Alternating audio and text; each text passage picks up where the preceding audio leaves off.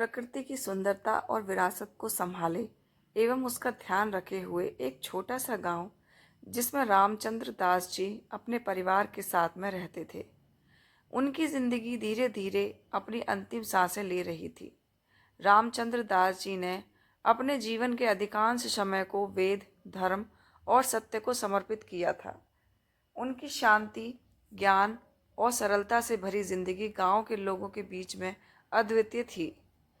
वह जीवन के अंतिम सत्य को जानने के लिए प्रयास करते रहते थे। इसके लिए वह कई दिनों तक ध्यान साधना में लीन रहते थे। ध्यान का अभ्यास करने के कारण उन्हें जीवन के बहुत सारे रहस्यों और सत्यों की जानकारियां प्राप्त हो चुकी थी, जिन्हें वह पूरे गांव के सामने बड़ी ही सरलता और सहजता के साथ में प्रस्तुत भी करते थे। उनका पूरा परिवार सदैव उनका अनुसरण करता था। पूरा गांव उन्हीं से सलाह और धार्मिक एवं सामाजिक कार्यों की योजना और अंतिम रूप भी उन्हीं से दिलवाता था। पूरा गांव उन्हें बहुत प्यार और सम्मान देता था। रामचंद्र दास जी को एक चिंता हमेशा सताती थी कि क्या वह इस जन्म में जीवन के अंतिम और अटल एवं वास्तविक सत्य को जान पाएंगे। क्या ईश्वर उनकी इस कार्य में सहायता करेगा। मगर अंत ही आरंभ होता है और आरंभ ही अंत।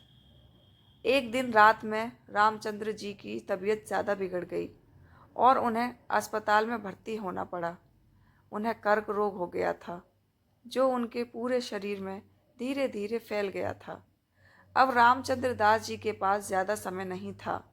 मृत्यु अब उनका इंतज़ार नहीं कर रही थी, बल्कि वह अब स्वयं उन्हें अपने साथ ले जाने के लिए कभी भी आ सकती थी। रामचंद्र दास जी का आशीर्वादी मन अब उससे कह रहा था कि मृत्यु एक अंतिम सत्य है जो उन्हें सभी को बताना चाहिए, और अब अपने बच्चों को जीवन की इस बड़ी सच्चाई के बारे में बताने का समय भी आ चुका है। जीवन का भी एक समय होता है, यही प्रकृति का नियम है। ऐसा सोचकर रामचंद्र दास जी ने अपने परिवार को अपने पास बुलाने का निश्चय किया। रामचंद्र दास जी ने अपने परिवार को बुलाया और उन्हें अपने पास बुलाने का कारण भी बताया। उन्होंने अपने पुत्र पुत्रियों को अपने पास इकट्ठा होने का कारण बताया कि वह उन्हें अपने जीवन के अंतिम समय में कुछ अंतिम बातें बताना चाहते हैं, क्योंकि अब मेरे पास अधिक समय नहीं है। मैंने अपने जीवन में बहुत सारे रहस्यों और ज्ञान एवं सत्यों को सभी को बताया है, इसीलिए आज भी मैं वैसा ही करने वाला हूँ। परिवार के सभी सदस्यों की आंखें नम होने लगती हैं, सभी का गला रोने को भर आता है।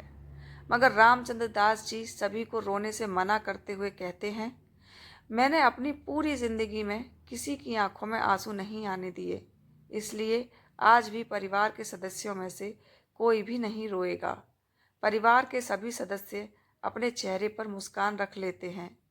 रामचंद्र दास जी ने फिर अपने परिवार को शांति के साथ में अपनी कहानी सुनाई।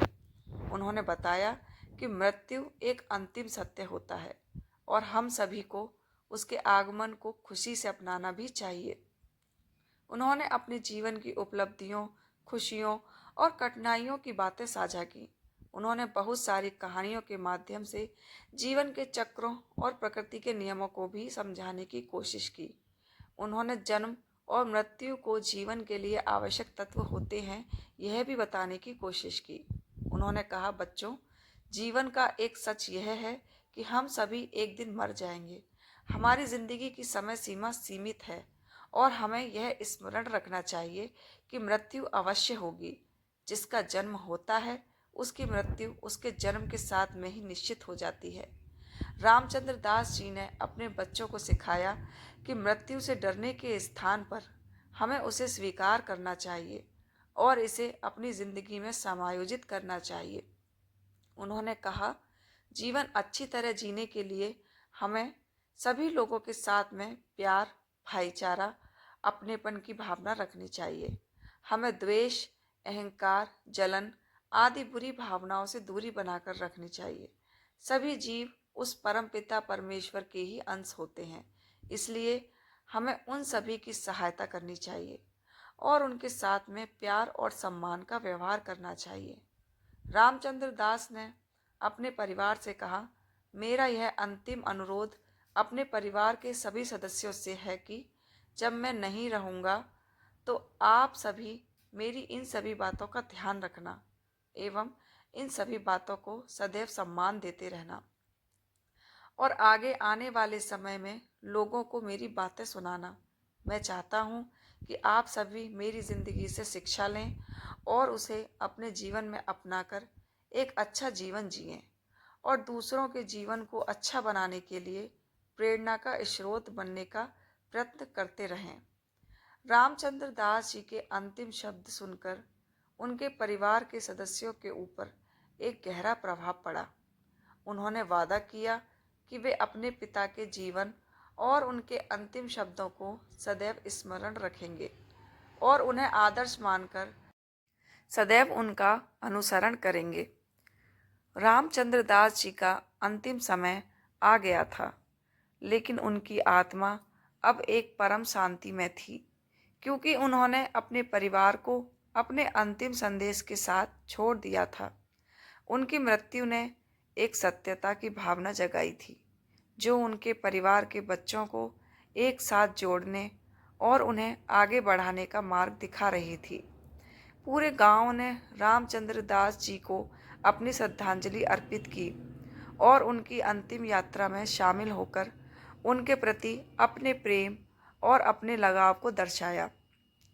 अब इस भौतिक जगत में रामचंद्र दास जी भौतिक रूप में तो नहीं थे, मगर उनका ज्ञान आज भी पूरे गांव में समाया हुआ था, जो सभी गांव वालों को जीवन के रहस्यों सत्यों को उसी सरलता और सहजता के साथ में बता रहा था, जिस प्रकार से रामचंद्र दास जी बताते थे।